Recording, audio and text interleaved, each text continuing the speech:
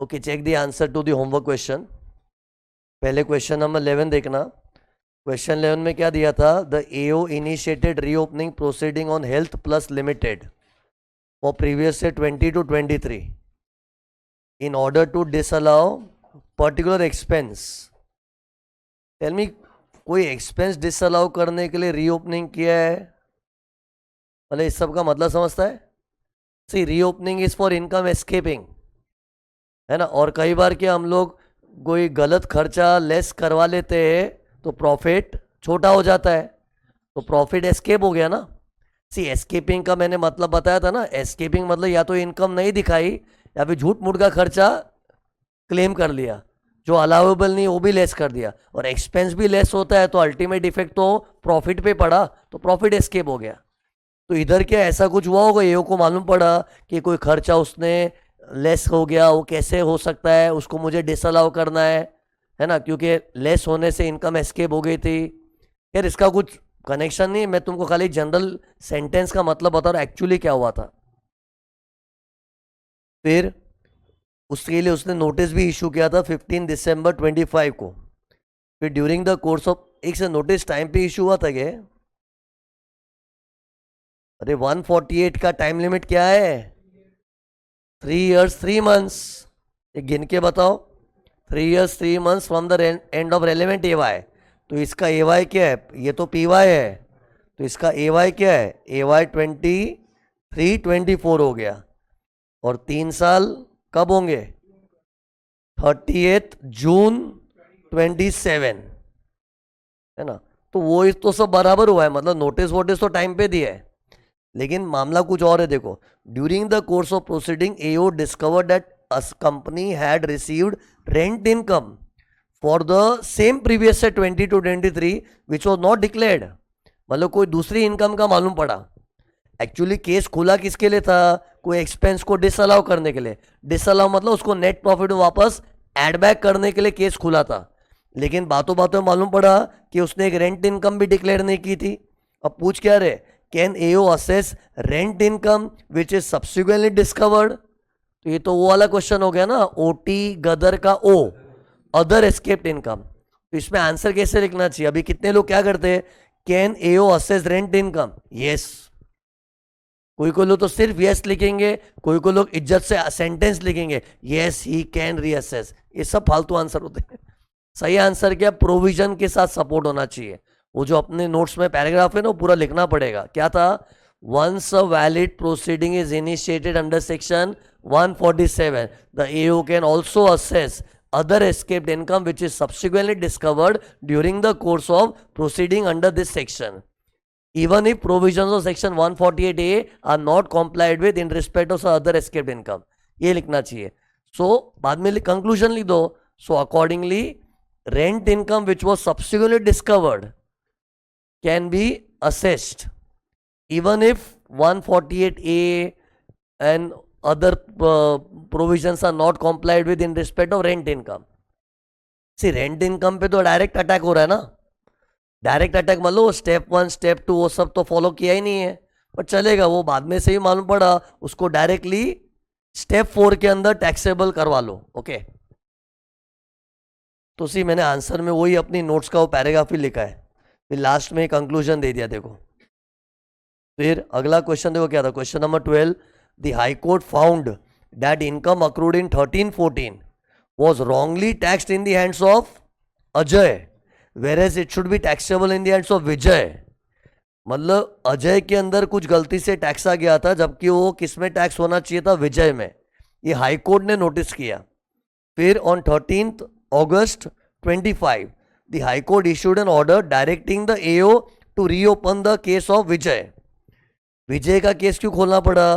कि विजय तो मस्त आराम से बैठा था, वो तो अजय की अपील में मालूम पड़ा कि ये इनकम अजय में नहीं विजय में डालनी है, तो उसके लिए फिर हाई कोर्ट ने डायरेक्ट किया एओ को।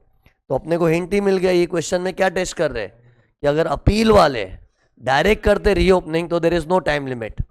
फिर भी एक बार पढ़ लो आगे क्या पूछ क्या रहे इन लोग। On 24 October 25 AO issued a notice under 148 to Vijay. Vijay contents and issue of notice under 148 is time barred time barred मतलब विजय क्या बोल रहे हो, टाइम लिमिट से आर पार चला गया है, लेकिन विजय सही है कि गलत है? वो गलत है, इसमें टाइम लिमिट एप्लीकेबल ही नहीं है। ऐसे टाइम लिमिट से बाहर क्यों लगा? क्योंकि कौन से ईयर का केस खोलने का बात हो रहा है? 13-14। और रीओपनिंग कब कर रहे हैं? नोटिस कब दिया उसके लिए? देखो 24 अक्टूबर 25। तो ऐसे देखेंगे तो बहुत ज्यादा टाइम हो गया, बट यह time limit doesn't apply. Okay, तो इधर कैसे लिखना? मेन प्रोविजन लिखना इधर क्या चाहिए? If reopening is directed by appeal authorities. See, इसको है ना लॉ में ऐसा लिखा हुआ है, authority under appeal reference revision. तुम लोग अपने नोट्स में देखोगे ना, ऐसा लिखा हुआ मिलेगा, authority under appeal reference revision. अब वो अपील के बाद रेफरेंस क्या होता है, रिवीजन क्या होता है, ये अगले चैप्टर में समझेगा। ये तो मैं क्यों बता, क्योंकि अपनी बुक में तुम लोग देखोगे ना ऐसा सेंटेंस लिखा हुआ दिखेगा, authority under appeal reference revision, तो मन में डाउट आएगा ये रेफरेंस रिवीजन क्या लिखा हुआ है, ये तुमको नेक्स्ट चैप्टर में अपने आप समझ जाएगा। ओके, अभी तुम लोग खाली इतना भी लिखेंगे चलेगा, if reopening is directed by appeal authority then there is no time limit for issue of notice under section 148। Okay, और 148 का ही बात करो कि 148A का तो जरूरत भी नहीं इसमें। पता है ना, कोर्ट लोग जब आदेश देते हैं तो शो कॉज नोटिस वाले स्टेप का जरूरत ही नहीं है। तो सेंटेंस क्या लिखना चाहिए? There is no time limit to issue notice under 148 if reopening is directed by appeal authority. फिर बाद में लिख दो, since in this given case it is directed by high court there is no time limit, accordingly Vijay's contention is correct और incorrect? Incorrect, कि उसका reopening हो सकता है। सेंटेंस आंसर में क्या प्रोविजन छलकना चाहिए बस, फिर उसका कंक्लूजन आना जरूरी है, ये बहुत इंपॉर्टेंट है। फिर क्वेश्चन 13 में दो क्या था, असेसमेंट ऑफ रंजन फॉर 22-23 एवा है वॉज कंप्लीटेड अंडर 143। फिर on 12 July 25 AO discovered that certain income of 14 lakhs pertaining to 21-22 was not disclosed by Ranjan. This information was flagged in accordance with the risk management strategy of CBDT. अरे CBDT का जो risk management strategy है ना, that is a source of information for reopening. और उनको क्या information मिली कि certain income was not disclosed, तो इनकम एस्केपिंग का मालूम पड़ा। फिर क्या लिखा, after complying with the provisions of 148A the AO issued notice under 148। अच्छी बात है। फिर during the proceeding Ranjan claims, अब रंजन देखो तीन चीजें क्लेम कर रहा है, और लास्ट में पूछा है क्या ये रंजन के क्लेम जायज है कि नहीं। तो सी वो क्या क्लेम कर रहा है, पहले क्या क्लेम कर रहा है, set off loss of 1 lakh relating to the previous year 21-22 which he could not claim. Means एक ऐसा लॉस है जो क्लेम नहीं कर पाया, अभी वो मांग रहा है। और एक किस ईयर का लॉस है, 21-22 प्रीवियस ईयर, और रीओपनिंग भी उसी ईयर की हुई है। अरे देखो ना, इधर AY 22-23 का केस रीओपन हुआ था ना, ये देखो ना, AY 22-23 मतलब प्रीवियस ईयर 21-22, मतलब इन लोग कह रहे कि जिस ईयर का केस रीओपन हुआ था ना, उस ईयर में कोई लॉस का सेट ऑफ लेना भूल गया था, अब वो मांग रहा है, तो मिलेगा क्या? नहीं मिलेगा, बिकॉज अगर वो भूल गया था तो उसमें उसको उस वक्त रिटर्न रिवाइज करना था, और उसने रिटर्न रिवाइज नहीं किया, तो अब वो अभी क्लेम नहीं कर सकता। इसका सपोर्टिंग क्या है, कोई सेक्शन नहीं है, as decided by supreme court in Sun engineering private limited, ये लिखना पड़ता है। फिर एक और चीज बोल रहा है, expense of 5 lakhs which was wrongly disallowed by AO in the relevant AY। Means relevant AY मतलब वही किस ईयर का केस खुल रहा है, AY 22-23, तो उस ईयर में AO ने कुछ रॉन्गली डिसअलाउ किया था। ये रेलेवेंट AY समझा ना, वो ईयर जिसको अभी खोला जा रहा है उस ईयर को डिसअलाउ किया था, अब वो बोल रहे हैं वो डिसअलाउ क्यों किया था, उसको अलाउ करो। तो इसका क्या बोलना चाहिए, SSC can not re-agitate the matters which are already decided in the previous assessment because he had the remedy to file an appeal at that time. फिर expenditure of 3 lakhs related to escaped income भी claim कर रहा है। सी ये सब उसके claim से लिखा था ना, क्लेम्स, ये क्लेम कर सकता है एस्केप्ड इनकम से संबंधित, बट एस्केप्ड इनकम की अमाउंट कितनी है, 14 लाख है ना, हाँ, तो 3 लाख तक का डिडक्शन मिल सकता है। वो भी रियल लाइफ में इतना आसानी से नहीं देते। वो अपने को पूरा जान डाल के प्रूव करना पड़ता है, भाई ये ऑथेंटिक खर्चे है तो उन लोग उतना अलाउ कर देंगे। पर वो भी 14 लाख का एस्केप्ड इनकम है तो उससे ज़्यादा रिडक्शन मिलेगा भी नहीं। खैर ये तो इधर 3 लाख ही क्लेम कर रहा है तो वो मिल सकता है। तो ये तीनों चीज के लिए सपोर्टिंग क्या लिखना चाहिए, सन इंजीनियरिंग प्राइवेट लिमिटेड में सुप्रीम कोर्ट ने ऐसा जजमेंट दिया था। ओके यस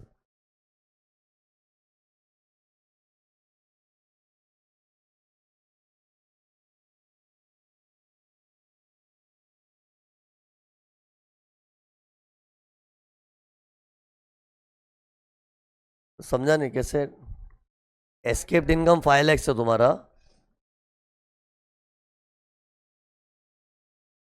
ये रॉन्गली डिसअलाउंस कौन सा वाला ये बोल रहे, हाँ इसको लेके जाओ। हाँ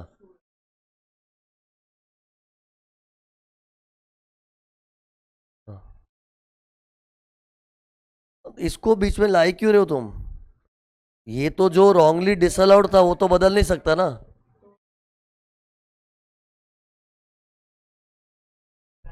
तुम ड्रॉपिंग का पॉइंट ला रहे हो किधर, ड्रॉपिंग? हाँ तो ड्रॉपिंग में मैंने कल क्या बताया था, जो चीज डिसअलाउ होगी वो तो बदलने नहीं वाली है ना।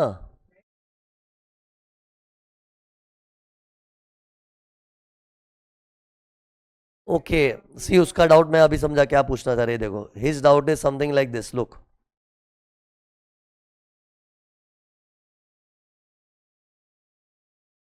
तुम लोग कोई समझे नहीं हो उसका डाउट मैं बता रहा हूँ। सी इधर मैंने कल ड्रॉपिंग में तुम लोग को क्या बताया था, याद करो कि उसके साथ उन दिनों में 4 लाख रुपए की नाइंसाफी हुई थी और अब उसकी जो चोरी पकड़ी गई है वो 1,50,000 की थी।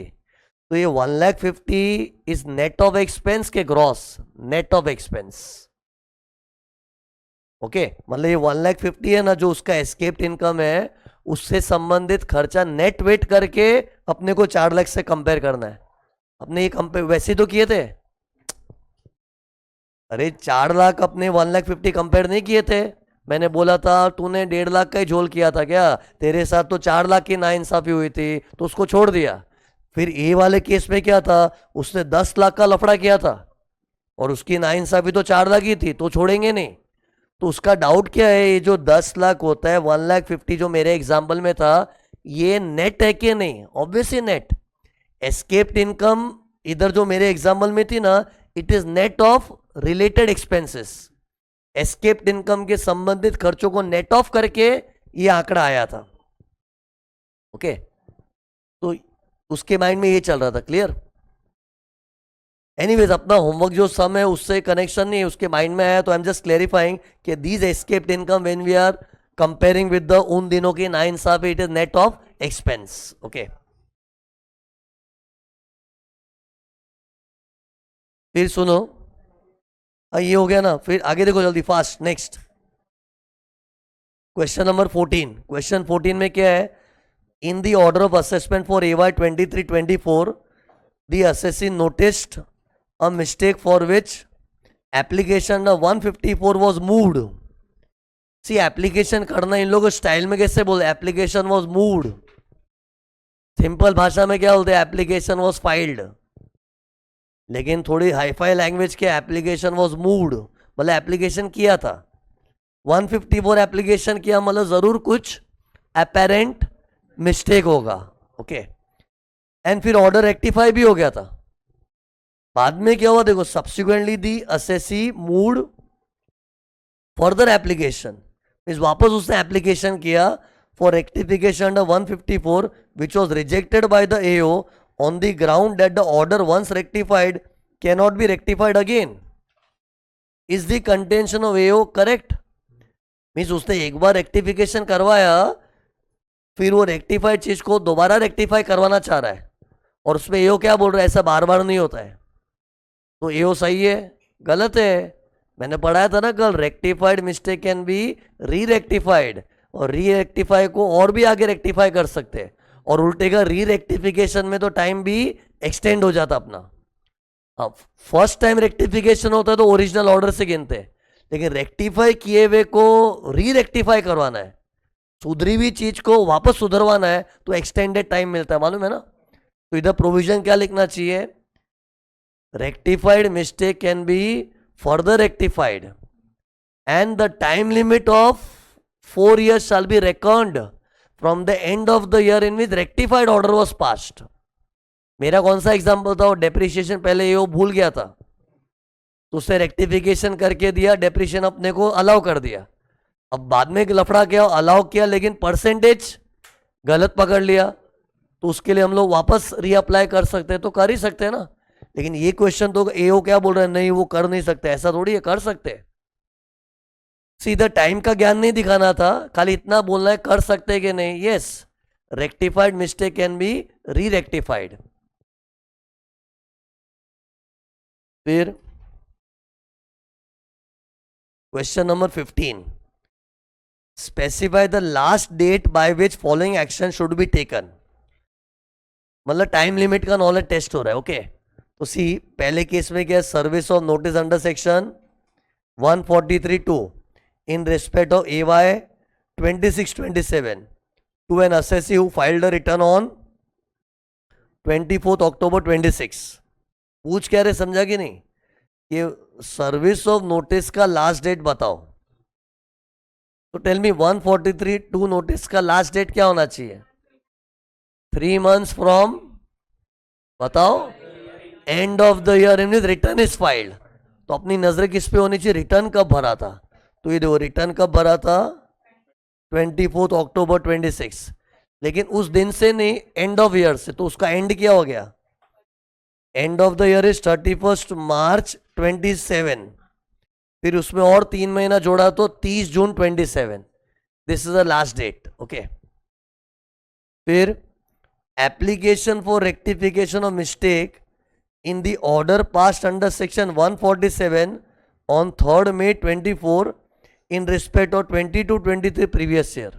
मतलब सी 22-23 का 147 असेसमेंट हुआ था और ऑर्डर कब पास हुआ था, 3 मई 24। उसमें कुछ मिस्टेक है वो रेक्टिफाई करवानी है, तो उसकी लास्ट डेट क्या है। सी सब में यही पूछ रहे, अपने को जो करना है इन पॉइंट्स के अंदर उसकी लास्ट डेट बताओ।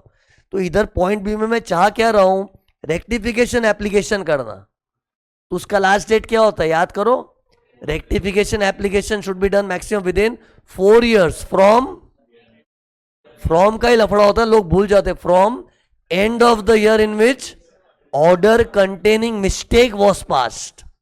ऑर्डर कंटेनिंग मिस्टेक, मिस्टेक भला ऑर्डर कब पास हुआ था बताओ, 3/5/24, जिस दिन ऑर्डर पास हुआ था ना मिस्टेक वाला, उसको बेस लेना है। खैर वो दिन से नहीं गिनेंगे, एंड ऑफ द ईयर। तो ये 3rd May 24 का एंड क्या हो गया, 31 मार्च 25, और इसके बाद 4 साल जोड़ोगे तो 31 मार्च 29। तो 31 मार्च 29 इज द लास्ट डेट, तब तक हम एप्लीकेशन कर सकते हैं। सी भले वो केस 22-23 का था, लेकिन मिस्टेक कहां पर है, मिस्टेक तो ऑर्डर में है, और वो कब पास हुआ था, 3rd May 24, तो वहां से 4 years गिनना, ओके। फिर point number C, issue of notice under section 148 on discovery of an escaped income of 90,000 in respect of PY 21-22 of an assessee whose original assessment was completed on 4th July 23। तो इधर किसकी last date पूछ रहे, issue of notice under 148। So 148 notice issue करने का time क्या है, 3 years 3 months from the end of relevant AY। लेकिन एस्केप्ड इनकम 50 lakhs और मोर है तो 5 years 3 months from the end of relevant AY। लेकिन इधर एस्केप्ड इनकम 90,000 है तो 3 years 3 months। लेकिन कहां से गिनना है, from the end of relevant AY। तो इधर रेलेवेंट AY क्या है, PY 21-22 तो PY है, तो इसका AY बनाओ पहले, 22-23 AY बन गया, AY आगे का 1 साल होगा ना। अब इसको बेस लेके करो, तो यहां से 3 साल जोड़ेंगे तो क्या आएगा, 30 जून बोल रहा हूं, 30 जून 2026। 31 मार्च पे तो 3 साल होंगे, लेकिन हम 3 साल 3 महीने चाहिए, तो इट विल बी 30 जून 2026। समझा, मैं खाली सीधा 3 साल को जोड़ दिया उसमें। फिर passing of order under 147 in respect of AY 23-24 of Mr. X who was served notice under 148 on 30 November 25। Means इधर किसकी लास्ट डेट पूछ रहे? ऑर्डर अंडर 147 पास करने का लास्ट डेट। 147 ऑर्डर कब पास होता है? With in 12 months from and of the year in which notice under section 148 was received by the assessee. तो अपने को क्या ढूंढना चाहिए? 148 नोटिस उसको रिसीव कब हुआ था? तो इधर लिखा ही है इट वॉज सर्व्ड ऑन, सर्व मतलब उस दिन रिसीव हो गया था, तो इसको भेज लेना है। लेकिन इसका एंड ऑफ द ईयर क्या है? इसका and of the year is 31 मार्च 26। इसमें 12 महीने जोड़ने, तो 31 मार्च 27 हो गया। तो 31 March is the 27 is the last date. फिर लास्ट में passing an order under 143(3) in respect of AY 26-27 in case of Mr. Y who was served notice under 143(2) on 4th June 27। Means इधर last date किसकी पूछ रहे? Passing order under 143(3). तो 143(3) का time limit क्या है? 12 months from the end of AY। तो AY कौन सा? ये रहा, लिखा ही है 26-27। तो उसके एंड से 12 मंथ्स मतलब 31 मार्च 28। तो ये क्वेश्चन बेसिकली किसके लिए था? अपना टाइम लिमिट टेस्ट करने के लिए। ओके, सी क्वेश्चंस तो क्या है, अलग अलग ट्विस्टेड वे है टू मेमोराइज द प्रोविजंस। और बच्चा अगर प्रोविजंस ही तगड़ा कर लेना, क्वेश्चन उसको ज्यादा हिला नहीं सकता है। मेरे को पता नहीं, क्वेश्चन बोलने के लिए सम था, लेकिन अल्टीमेटली नॉलेज तो प्रोविजंस का काम आ रहा है ना, तो प्रोविजन ही घिस घिस के करो। सी मैं बात क्यों बोल रहा हूँ, क्योंकि कितने बच्चों का मैंने टेंडेंसी क्या देखा इन दिनों में, इन लोग क्या प्रोविजन को हल्के में लेते हैं, सम्स ज्यादा सॉल्व करने की उनको वो रहती है, और सम करना। और अरे सम करोड़ करो मतलब नहीं है, प्रोविजन अच्छा होना चाहिए। सम्स तो हजारों बन सकते हैं, लेकिन प्रोविजन तो कुछ स्टैंडर्ड होते वही है ना। इसलिए instead of solving multiple numerous questions, make your provisions thorough. Yes, question solving is must, but एक लेवल के बाद उसी के अंदर घुस गए ऐसा नहीं, प्रोविजन को तगड़ा कर दो, क्योंकि एक्चुअल एग्जाम का क्वेश्चन तो कुछ अलग ही होगा ना। कितने लोग बोलते हैं मेरे को ये भी करना, अरे मैं देखा कितने लोग का, मेरा लिटरली उनको समझा समझा के थक गया, ये क्वेश्चन बैंक करना, वो करना, इतना भर भर के करना। मेरा भाई एग्जाम में अलग ही क्वेश्चन आएगा, सेम क्वेश्चन नहीं आने वाला है। ये same to same question repeat होता है ना, तो चलो अपने मैक्सिमम क्वेश्चन तैयार कर लो, ताकि जैकपॉट लग गया तो सेम क्वेश्चन तो आएगा नहीं, कुछ अलग ही क्वेश्चन आएगा। तो उसका सॉल्यूशन क्या है? प्रोविजन अच्छे करो, ताकि एग्जाम में जो गुगली बॉल आया ना, उसको भी हम लोग फेस कर सकते हैं। ऐसा ये हो गया, बस ना, इतना ही था। तो ये होमवर्क डिस्कशन हो गया। ओके, अभी देखना नेक्स्ट।